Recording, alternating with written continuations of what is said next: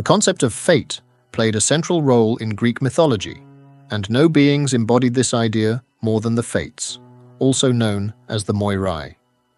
These three powerful deities governed human and divine lives, ensuring that destiny unfolded according to a predetermined cosmic order. Though their origins varied in different traditions, their authority remained undisputed, even over the gods. The Fates were commonly believed to be the daughters of Nyx, the goddess of night, one of the primordial forces of the universe, making them older than even the Olympian gods. This tradition, recorded in Hesiod's Theogony, 8th to 7th century BCE, portrayed them as ancient and inescapable powers linked to other dark and inevitable forces such as Thanatos, death, and Moros, doom. However, another version of their origin, also found in Hesiod's work, described them as the daughters of Zeus and Themis, divine law and order. This interpretation positioned them as enforcers of justice and universal balance, working within a structured cosmic framework rather than as purely arbitrary forces. Despite these differing genealogies, all accounts agreed on their fundamental role. They determined the lifespan and destiny of every living being, from birth to death. Each of the Moirai had a distinct function in shaping the course of life. Clotho, the spinner, was responsible for spinning the thread of life, symbolizing the beginning of existence. She used her distaff and spindle to draw the thread from the cosmic materials, setting each individual's fate in motion. Her name means to spin, emphasizing her creative role in the cycle of life. In most art, she's often depicted as a youthful woman spinning a thread, sometimes holding a spindle.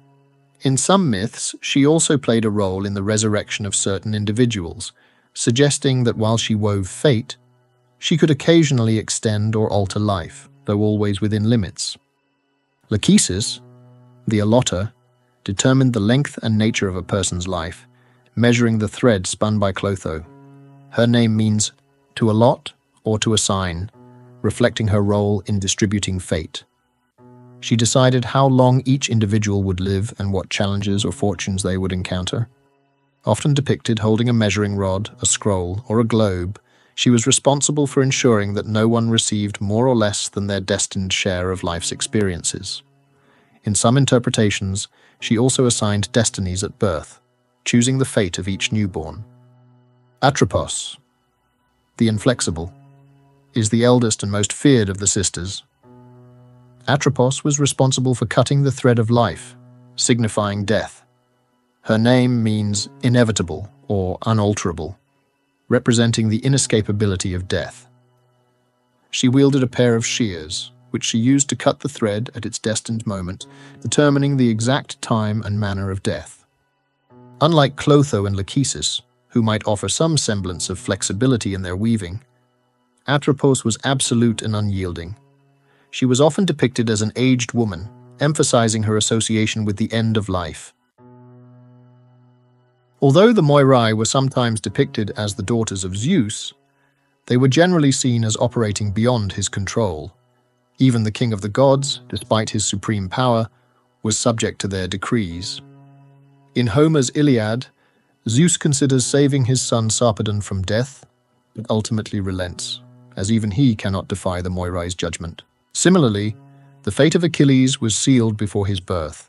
His mother, Thetis, attempted to make him immortal by dipping him in the river Styx, but the Moirai had already decreed his death at Troy. The unbreakable nature of his destiny demonstrates how the fates were not forces that could be negotiated with. They represented the ultimate law of the universe. The Moirai were often linked to Ananke, goddess of necessity, a primordial force that governed the universe itself. Some myths suggested that Ananke was even more powerful than the Fates, acting as the ultimate cosmic law to which even they were bound.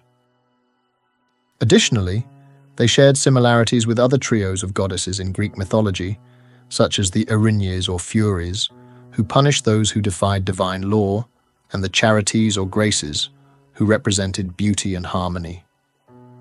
The theme of a threefold divine force controlling fate also appears in later traditions, such as Norse mythology's Norns and Roman mythology's Parcae.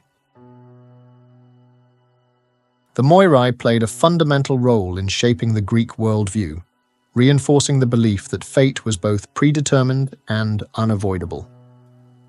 Their influence extended beyond mythology into Greek philosophy, particularly in the works of Plato and the Stoics, who debated the relationship between fate and free will. Even today, the idea of destiny being woven persists in literature and popular culture, with references to the thread of life, the tapestry of fate, and the notion that some events are simply meant to be.